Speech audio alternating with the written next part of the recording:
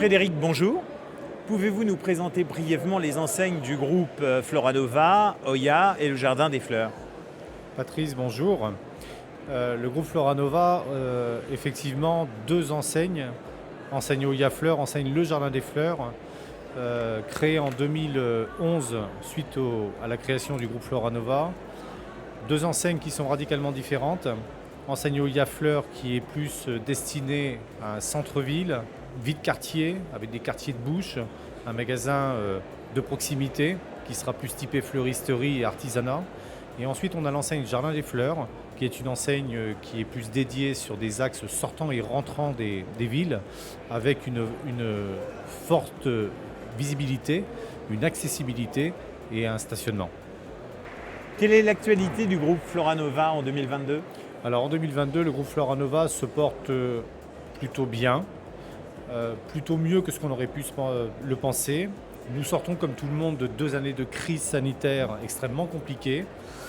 Et contre toute attente, nous venons de passer ces 2 dernières années avec une activité qui a été en très forte progression, comme les réseaux à la fois Jardin des Fleurs et Oya Fleurs n'ont jamais connu ces 20 dernières années.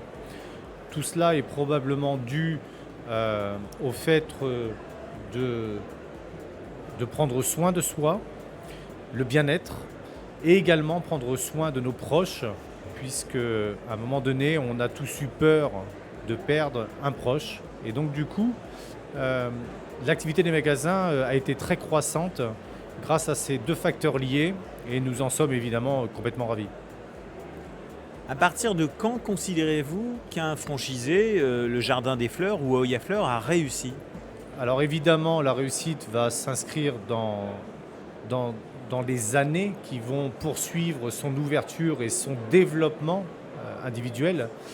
Mais j'ai envie de dire qu'à partir du moment où le franchisé nous a fait confiance et a scellé en quelque sorte le pacte de franchise avec nous pour les 7 premières années et pour son premier point de vente, je pense qu'à ce moment-là, la première étape a été franchie et nous avons effectué notre travail, en tout cas en ce qui concerne le premier essai. Ensuite, en fonction du profil de chacun, les franchisés auront l'occasion de s'épanouir dans leur ville respective, ou par d'autres enseignes, ou par la multiplication de points de vente. Mais je crois que le premier acte, c'est vraiment l'acte de confiance pour le premier point de vente. Est-ce que votre activité s'est digitalisée? Absolument. Nous avons créé le site internet en 2014, il y a déjà 8 ans de cela. Nous étions précurseurs à cette époque-là.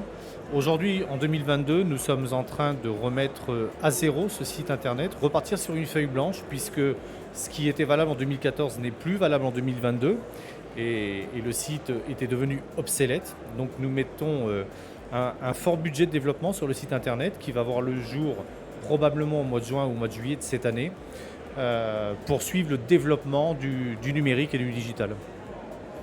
Est-ce que vous accordez une valeur particulière à la satisfaction client? Absolument. Et c'est même plus qu'une valeur particulière, c'est-à-dire que c'est quelque chose d'indispensable. J'allais employer le mot indispensable. Non seulement on le regarde, alors par 2 biais principaux. Le premier biais, c'est que nous avons une personne au siège qui est dédiée au service client et qui a fait un travail approfondi sur tous les avis qui peuvent être laissés sur Internet, qu'ils soient positifs ou négatifs d'ailleurs. Et ensuite, nous nous appliquons de manière extrêmement régulière à faire des enquêtes clients, des enquêtes mystères en magasin pour poursuivre effectivement notre investigation dans cet item-là qui nous paraît très, très, très important.